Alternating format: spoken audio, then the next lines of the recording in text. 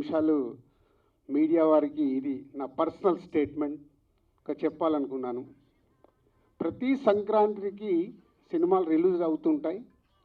Release అవుతున్నప్పుడల్లా director indirect నేను కష్టపడి ఎదిగి ఇవాళ ఇండస్ట్రీలో ఈ పొజిషన్లో ఉన్నందుకు ఎప్పుడు ప్రతి సంక్రాంతికి ఏదో రకంగా కాంట్రవర్షియల్ చేస్తూ నా పైన స్టోన్స్ వేస్తూనే ఉంటారు.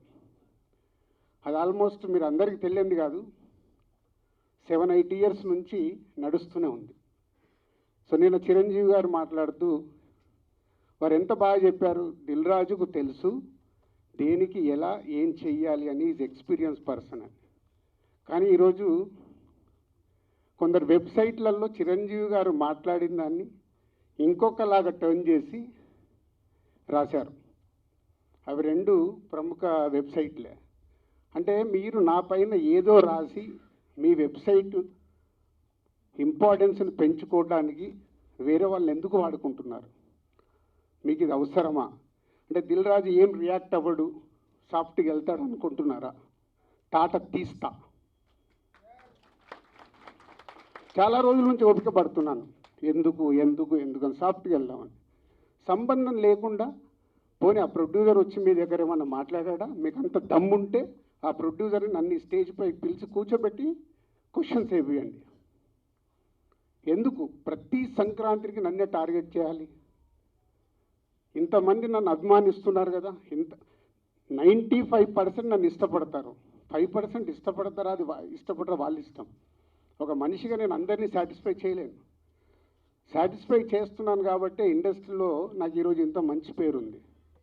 మీ అందరికీ తెలుసు, దిల్ రాజు అంటే ఒక బ్రాండ్ బిల్డ్ చేశా.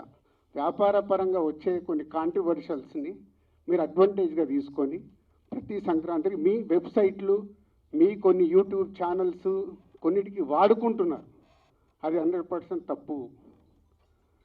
మొన్న జరిగిన ఈ సంక్రాంతి రిలీజ్ల గురించి ఛాంబర్లో మీటింగ్ పెట్టి ఛాంబర్ ద్వారా డీల్ చేసి రవితేజ గారిని కన్విన్స్ చేసి ఒక సినిమాని సంక్రాంతి నుంచి జరిపాం. అది ఎంత కష్టం అది మాకు తెలుసు. తర్వాత ఉన్న 4 సినిమాలు మళ్ళీ ఎవడో రాశాడు, దిల్ రాజు గారు ఏదో తమిళ సినిమా రిలీజ్ చేస్తున్నాడని. ఎవడు చెప్పాడురా నీకు నేను రిలీజ్ చేస్తున్నానని? ఎవడు చెప్పాడు? నీ దగ్గర ప్రూఫ్ ఉందా నేను చేస్తున్నానని ఉందా? ఆ తమిళ సినిమాను కూడా రిలీజ్ పోస్ట్పోన్ చేయించింది నేను, తెలుగులో రిలీజ్ వద్దు అని. మీకు తెలియని న్యూస్లు రాసుకుంటూ ఎందుకు వాడుకుంటున్నారు? ఇందాక నేను అన్నాను కదా, తాట తీస్తాను. ఈజీగా తీసుకోవద్దు. నా పైన ఏదైనా రాస్తే, తప్పుడు రాతలు రాస్తే, మీకు తెలియకుండా కాంట్రవర్షియల్ చేస్తే ఈ రోజు నుంచి నేను ఊరుకోను. ఇన్ని రోజులు నడిచిపోయింది, అది గుర్తుపెట్టుకోండి. 4 సినిమాలు రిలీజ్ ఉన్నాయి. మహేష్ బాబు గారు, వెంకటేష్ గారు, నాగార్జున గారు, దాంతోపాటు హనుమాన్ సినిమాని నేను రిలీజు ఆపాలి అని చెప్పానని రాశారు.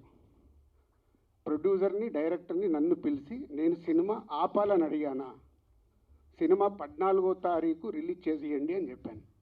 12 మహేష్ బాబు సినిమా ఉంది కాబట్టి 14th చేస్తే మీ సినిమాకు ఉపయోగం, మీ సినిమాకు నంబర్ ఆఫ్ థియేటర్స్ దొరుకుతాయని చెప్పాను.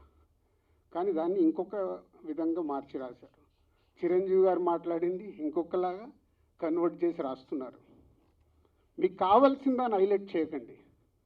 నెగిటివ్ వైబ్స్ ఉండకుండా పాజిటివ్గా బతుకుతే బాగుంటుంది. నెగిటివ్గా బ్రతకడం ఇంపార్టెంట్ కాదు, అందరం పోయే వాళ్ళమే, ఇక్కడ ఉండటానికి రాలా. నెగిటివ్ ఎందుకు, నెగిటివ్ వైబ్స్ ఎందుకు? మీ వెబ్సైట్లు, మీ ఛానల్స్ ఇంప్రూవ్ అవ్వాలని నెగిటివ్ వైబ్స్ని తీసుకొస్తారా? ఈరోజు హనుమాన్ సినిమా ప్రపంచవ్యాప్తంగా రిలీజ్ అవుతుంది. నాట్ ఓన్లీ తెలుగు స్టేట్స్, తమిళ్లో రిలీజ్ అవుతుంది, కన్నడలో రిలీజ్ అవుతుంది, హిందీలో రిలీజ్ అవుతుంది. ఎక్కడ థియేటర్ లేవా, దొరకట్లేదా? మీకు తెలియని విషయం ఏంటంటే నైజాములో 7-8 సెంటర్లలో Mahesh Babu cinema, Hanuman cinema release అవుతుంది. వెంకటేష్ గారి సినిమాకి, నాగార్జున గారి సినిమాకి థియేటర్ లేదు. మీకు తెలుసా అది? చిరంజీవి గారు, నాగార్జున గారు, వెంకటేష్ గారు, they are not a small heroes. 30 ఏళ్ళ నుంచి ఇండస్ట్రీలో ఒక స్టార్ హీరోగా ఉన్న ఇమేజ్ ఉన్న వాళ్ళకు కూడా థియేటర్ లేవు. ఇవి మీకు కనిపించవు. ఎంతసేపు వాళ్ళకు రావాల్సిన మైలేజ్ గురించి ప్రయత్నం చేస్తూ, సో ఈరోజు కొన్ని కోట్లు ఖర్చు పెడితే రాని ప్రమోషన్ని హనుమాన్ సినిమాకు వచ్చింది. గుడ్, చిన్న సినిమా సూపర్ హిట్గా అవ్వాలి అని మనస్ఫూర్తిగా కోరుకుంటున్న దాంట్లో నేను ఒక్కరిని. ఎందుకంటే సినిమా ఆడితేనే గ్లోబల్గా పెరుగుతాం. మన చేతిలో ఉండదు, మనం కష్టపడి సినిమా తీస్తాం. ఇవి తెలియకుండా మీ పిచ్చి రాతలతోని ఏం చేద్దాం అనుకుంటున్నారు?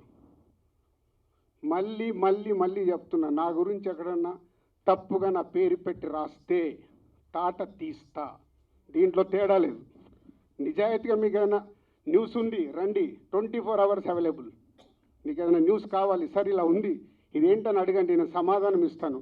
నా పిఆర్ వాళ్ళు కూడా మాట్లాడారు డైరెక్ట్. ఎప్పుడైనా మీ మీడియా వాళ్ళందరికీ తెలుసు ఐఎమ్ అవైలబుల్ ఎనీ టైం. మీ మెసేజ్లకు నేను రిప్లై ఇస్తాను, మీ ఫోన్ కాల్స్కి నేను రిప్లై ఇస్తాను. చెప్పండి మీ మీడియా వాళ్ళందరూ, ఎప్పుడన్నా నేను లేనా, అవైలబుల్ లేనా? దేనికి? మీ మైలేజ్ కోసం నన్ను వాడితే మళ్ళీ మళ్ళీ చెప్తున్నా, తాట తీస్తా, గుర్తుపెట్టుకోండి. అండ్ సారీ అండి, మీ డయాస్ వాడుకోవాల్సి వచ్చింది. చాలా ఎమోషనల్గా ఉన్నా. ఎందుకంటే 2-3 ఫోన్లు చేసి వాళ్ళు బాధపడుతుంటే నా వల్ల థ్యాంక్ యూ.